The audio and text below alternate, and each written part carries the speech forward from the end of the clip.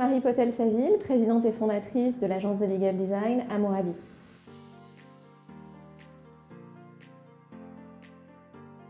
Alors, beaucoup de gens m'inspirent.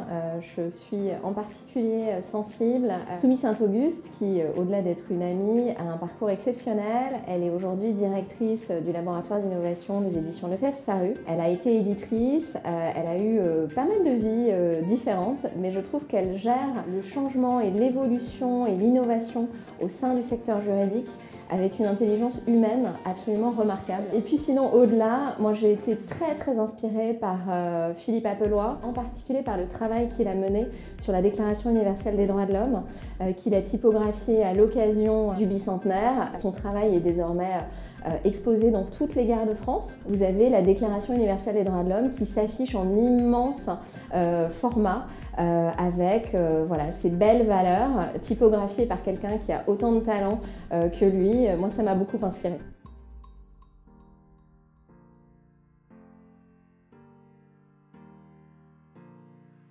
Alors la première chose en fait, c'est que moi j'ai jamais eu de plan de carrière. Je me suis toujours fondée sur l'intérêt des dossiers, des projets, et c'est toujours ce qui m'a guidée, aussi bien quand j'étais en cabinet, chez Freshfields, à la Méovery pendant une dizaine d'années, qu'ensuite en entreprise. Et en étant guidée par l'intérêt des projets, je crois que c'est précisément ce qui m'a permis voilà, d'avoir une belle évolution. Je vous donne juste un exemple. Après ma période cabinet, j'étais en entreprise, donc j'étais responsable juridique Europe au sein de Chanel. Précisément l'intérêt pour des projets assez transverses m'a permis de toucher un petit peu à tout. Et finalement, au sein de ces 3 années d'un scope distribution et concurrence, je suis passée à M&A, compliance, privacy, gestionnaire de projet. Et je pense que c'est ça, en réalité, qui a fait qu'à un moment, j'ai été contactée en effet par le groupe Estée Lauder à l'époque pour créer leur direction juridique pour la zone IMIA, Europe, Moyen-Orient, Afrique.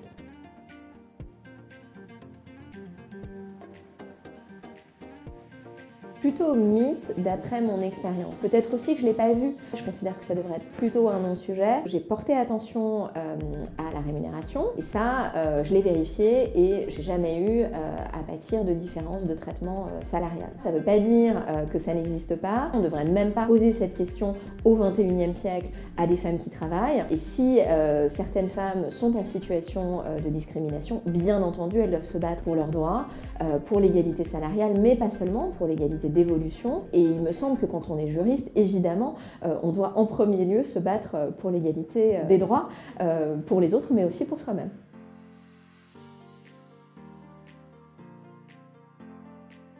Avant tout, d'avoir confiance en elle, solidement, fermement, de façon absolument certaine, et de ne pas se laisser impressionner, de faire des choses qu'elles n'ont pas faites avant. Une question aussi de développement, je pense, des soft skills. Alors, j'aime pas tellement cette dénomination. Pour moi, elles ne sont pas du tout soft. C'est des compétences qui sont essentielles à acquérir, que sont la créativité, l'empathie, l'écoute active, et qui permettent justement de se déployer, d'évoluer en entreprise. Un dernier conseil peut-être, il y a des groupes assez inspirants qui sont en train de se monter en ce moment sur les réseaux. Je pense notamment à She Breaks the Law, qui a été monté par des femmes tout à fait inspirantes à Londres, mais qui a une vocation absolument mondiale.